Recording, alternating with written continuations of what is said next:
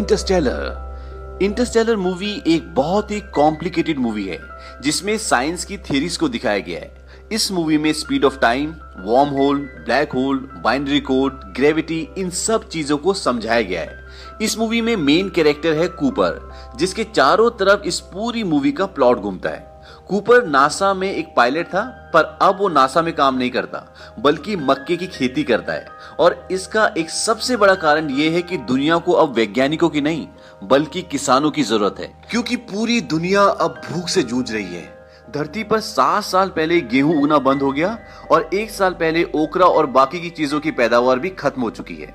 Cooper के 2 बच्चे हैं, मर्फ जो पढ़ाई में बहुत होशियार है और उसका साइंस में बहुत रुझान है, और बेटा टॉम जो पढ़ाई में एवरेज है। अब मर्फ जिस कमरे में सोती है वहां पर एक बुक सेल्फ है और बार बार उस बुक सेल्फ से किताबें अपना भी नीचे गिर जाती है। मर्फ अपने पिता को कई बार बोल चुकी है कि उसके कमरे में भूत है, और मर्फ ये भी बोलते है कि मुझे लगता है कि वो भूत आप हैं। पर कूपर इन सब बातों पर विश्वास नहीं करता। कूपर बोलता है कि ये सब नॉन साइंटिफिक बातें हैं। मर्फ बोलती है कि आप ही ने बताया कि विज्ञान का मतलब उन चीजों को एक्सेप्ट करना होता है जिन्हें हम समझ नहीं पाते। कूपर बोलता है ठीक है, अगर तुम घोस्ट और साइंस के बीच में कनेक्शन जोड़ना चाहती हो तो उससे डरने के बजाय जो कुछ भी तुम्हारे कमरे में होता है उसे ऑब्जर्व करो और उसकी सच्चाई का पता लगाओ। एक बार सब बेसबॉल का मैच देख रहे होते हैं, तभी सायरन बजता है और ये सायरन होता है तूफान आने का। धरती पर अब धूल भरे तूफान आना आम बात हो चुकी है और ये धूल भरा तूफान कभी भी आ जाता है। तूफान आने से मैच बंद हो जाता है और सब मास्क लगाकर अपने अपने घर चले जाते हैं। अब जब कूपर अपने घर पहुंचता है तो पूरा घर धूल से भरा हुआ होता है और मर्फ के कमरे में फर्श पर धूल से कुछ लाइंस बनी होती हैं। मर्फ बोलती है, देखा मैंने कहा था ना, कोई घोस्ट हमसे बात करना चाहता है। कूपर उन लाइंस को बड़े ध्यान से देखता है और वो मर्फ को बोलता है कि आज तुम अपने भाई टॉम के कमरे में सो जाओ। और कूपर वहीं रहकर ये समझने की कोशिश करता है कि यहाँ हो क्या रहा है। कूपर पूरी रात उस कमरे में ये समझने की कोशिश करता है कि लाइंस कैसे बनी और बुक्स अपने आप गिर कैसे जाती हैं। अब सुबह होती है और मर्फ वहां पर आती है और वो देखती है कि उसके पिता अब भी वहीं बैठकर उन धूल की लाइनों को देख रहे हैं। कूपर मर्फ को बताता है कि किताबें घोस्ट की वजह से नहीं, ग्रेविटी की वजह से गिरती हैं, और वो एक सिक्का उछालता है जो मिट्टी से बनी लाइन के ऊपर जाकर गिरता है, लाइन के बीच में नहीं।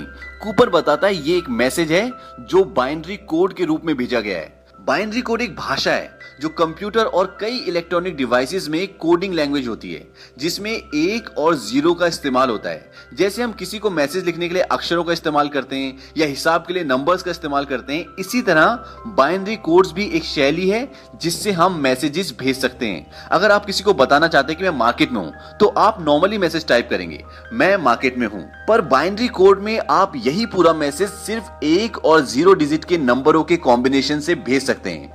कूपर समझ जाता है कि धूल से बनी मोटी लाइन का मतलब 1 और पतली लाइन का मतलब 0 है। अब कूपर इस मैसेज को डिकोड करता है और मैसेज को डिकोड करने के बाद उसे एक लोकेशन का पता चलता है और वो और मर्फ उस जगह पर पहुंच जाते हैं। अब जब कूपर अंदर जाने की कोशिश करता है तो उसे वहां की सिक्योरिटी पकड़ लेती है और अगले सीन में दिखाते हैं कि कूपर से एक रोबोट कुछ पूछताछ कर रहा होता है। तभी वहां पर एक लड़की आती है, ये एक साइंटिस्ट है और इसका नाम एमिली है। वो कूपर को अपने साथ एक रूम में ले जाती है। वहां पर कुछ लोग बैठे होते हैं और कूपर की बेटी मर्फ भी वहीं पर होती है। एमिली के पिता प्रोफेसर ब्रेंड भी वहीं पर होते हैं। कूपर नासा में काम कर चुका होता है तो प्रोफेसर ब्रेंड को पहले से जानता है। अब वो सब लोग ये जानना चाहते हैं कि कूपर को इस जगह के बारे में पता कैसे चला, क्योंकि बहुत ही खुफिया जगह होती है और इस जगह के बारे में किसी को कुछ भी इंफॉर्मेशन नहीं होती। कूपर बोलता है कि जिस तरह से मुझे इस जगह के बारे में पता चला ये कोई इत्तेफाक नहीं हो सकता, पर कुछ साइंटिफिक भी नहीं लगता। तभी मर्फ बोलती है, ग्रेविटी की वजह से हमें यहाँ के बारे में पता चला। वहां पर बैठा एक आदमी पूछता है कि हमें साफ साफ बताओ कि तुम यहाँ तक पहुंचे कैसे। कूपर को अभी तक कुछ समझ नहीं आता कि यहाँ पर हो क्या रहा है। उसके दिल में डर भी होता है। वो बोलता है, पहले आपको वादा करना होगा कि मुझे और मेरी बेटी को आप लोग यहाँ से आराम से जाने दोगे। अब प्रोफेसर ब्रेंड हंसते और बोलते कि क्या तुम्हें हमारे काम के बारे में नहीं पता। हालांकि कूपर और प्रोफेसर ब्रेंड नासा में साथ काम कर चुके हैं, पर कूपर के मुताबिक नासा ऑर्गेनाइजेशन और इस दुनिया में जितने भी साइंस के प्रोजेक्ट थे वो सब आज से 10 साल पहले पूरी दुनिया में बंद हो चुके हैं। प्रोफेसर ब्रेंड बोलते हैं कि नासा ऑर्गेनाइजेशन आज भी चलती है, पर दुनिया के लिए ये खत्म हो चुकी है क्योंकि पूरी दुनिया भूख से परेशान है। और अगर लोगों को पता चलेगा कि नासा अब भी अपने स्पेस प्रोजेक्ट्स पे काम कर रही है तो लोग इस बात को कभी भी एक्सेप्ट एक्सेप्ट नहीं करेंगे, क्योंकि ये सभी प्रोजेक्ट बहुत ज्यादा खर्चे वाले होते हैं। प्रोफेसर ब्रेंट कूपर को बताते हैं कि पृथ्वी अब धीरे धीरे खत्म हो रही है। हम बहुत सारी फसल को पहले खो चुके हैं और बची कुची जो भी फसलें हैं वो कुछ सालों में खत्म हो जाएंगी और धरती के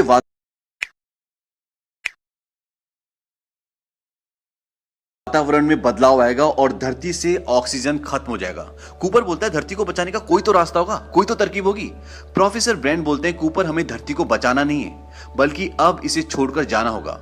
प्रोफेसर ब्रेंट कूपर को बताते हैं कि अंतरिक्ष में एक एंड्योरेंस नाम का नासा का स्पेसशिप है और हमारे पास अभी भी कुछ फ्लाइंग ऑब्जेक्ट्स हैं जिससे हम वहां तक पहुंच सकते हैं। इसके बाद वो कूपर को ये बताते हैं कि सैटर्न ग्रह के नजदीक आज से लगभग 48 साल पहले अपने आप एक वार्म होल खुल गया था, जिसके थ्रू हम दूसरी गैलेक्सी में कम से कम समय में जा सकते हैं। हमारी गैलेक्सी का नाम मिल्की वे है, जिसमें करोड़ों खरबों तारे और असंख्य ग्रह हैं। इसी तरह ब्रह्मांड में असंख्य गैलेक्सीज हैं, पर इंसान को वहां तक पहुंचने में लाखों वर्ष लग जाएंगे। अब ये समझ ले कि वार्म होल होता क्या है।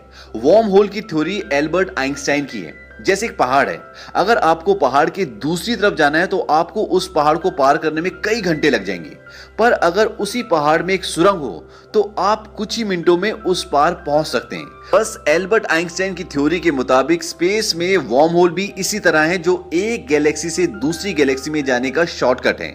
और ऐसा भी कहा जाता है कि वार्म होल के थ्रू टाइम ट्रेवल भी किया जा सकता है। प्रोफेसर ब्रेंट कहते हैं कि कोई एडवांस सभ्यता इंसान की मदद करने की कोशिश कर रही है। वो कूपर को बताते कि हम पहले ही 13 एस्ट्रोनॉट्स को वार्म होल के थ्रू दूसरी गैलेक्सीज में भेज चुके हैं और उन्हें वहां ऐसे ग्रहों को ढूंढना है जो इंसान के रहने के लिए पर्याप्त हो और ज्यादा दूर ना हो। और उन सब के पास एक रोबोट है, और जब उन्हें कोई ऐसा ग्रह मिल जाएगा जहां इंसान रह सकता है तो वो उस रोबोट को ऑन कर देंगे और फिर हमें यहां उसका सिग्नल मिल जाएगा।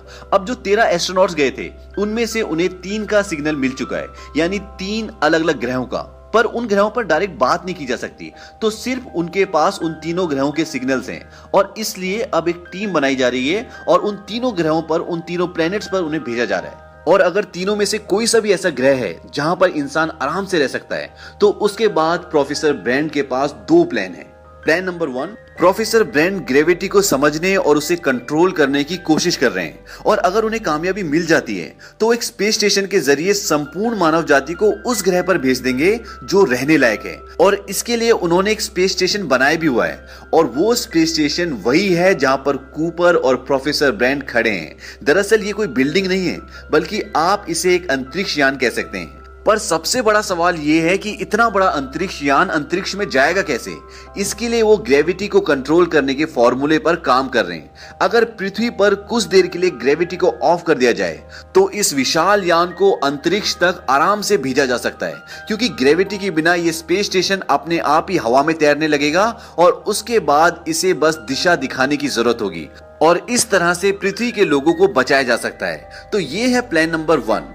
प्लान नंबर 2, अगर प्लान 1 पूरा नहीं हो पाता और ऐसा प्लेनेट ढूंढने में काफी वक्त लग जाता है जहां पर इंसान रह सकते हैं, तो इंसान अपने साथ 5000 मानव भ्रूण ले जाएगा।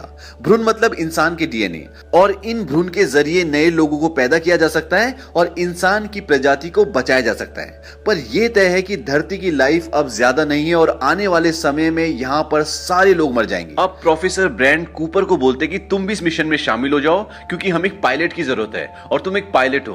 कूपर इस चीज के लिए मान जाता है क्योंकि ये दुनिया को बचाने की बात है, लेकिन इस बात से उसकी बेटी मर्व बहुत नाराज है। वो नहीं चाहती कि उसके पिता किसी ऐसे मिशन पर जाए जहां पर जान का खतरा हो और जहां से आने का कुछ पता ही ना हो। मिशन पर जाने से पहले कूपर मर्फ के रूम में आता है और उसे बोलता है कि मैं जा रहा हूँ। मर्फ उससे बहुत नाराज होती है और वो बोलती है कि मेरे रूम में जो कुछ भी हो रहा था उसका मैसेज मैंने डिकोड कर लिया है और उसका मतलब है स्टे, यानी कि मत जाओ। लेकिन कूपर उसकी बात पर ध्यान नहीं देता और जाने से पहले उसे घड़ी देके जाता है और बोलता है कि इसकी दूसरी जोड़ी मेरे पास रहेगी, लेकिन ये दोनों घड़ियां हम दोनों के लिए अलग अलग तरह से काम करेगी। और कूपर ये बात इसलिए बोलता है क्योंकि अंतरिक्ष में जहां वो जा रहे हैं वहां पे वक्त की रफ्तार उन्हें पता है कि कम होगी और पृथ्वी पर वक्त की रफ्तार ज्यादा है। कूपर बोलता है कि शायद जब मैं वापस लौटूं तो तुम मेरी उम्र की हो जाओ और मेरी उम्र लगभग इतनी रहे जितनी की अभी है। अब कूपर और उसकी पूरी टीम वार्म होल से होते हुए दूसरी गैलेक्सी में पहुंच जाती है और वो उस ब्लैक होल के पास पहुंच जाते हैं जहां पर वो तीनों ग्रह हैं। और इस ब्लैक होल का नाम होता है गारगेंडुआ। और जो 3 ग्रह हैं जहां से उन्हें सिग्नल मिल रहे हैं वो इस ब्लैक होल का चक्कर उसी तरह लगाते हैं जिस तरह से पृथ्वी सूरज का चक्कर लगाती है। अब उनके स्पेसशिप के सबसे नजदीक जो प्लेनेट है उसका नाम है मिलर्स प्लेनेट। तो उनकी टीम डिसाइड करती है कि सबसे पहले हम इसी प्लेनेट पे जाएंगे, लेकिन ये वाला प्लेनेट ब्लैक होल से भी सबसे नजदीक होता है। तो यहां पर बिताया हुआ 1 घंटा पृथ्वी के 7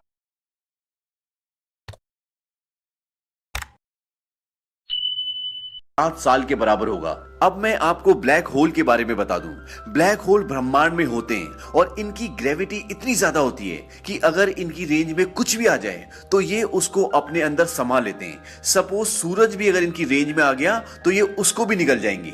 और यहाँ पे ग्रेविटी बहुत ज्यादा होती है, इसलिए इनके जितनी नजदीक आप जाओगे वहां पर समय की रफ्तार बहुत कम हो जाएगी। और एक यही कारण होता है कि उस प्लेनेट पे बिताया हुआ 1 घंटा पृथ्वी के 7 साल के बराबर होगा।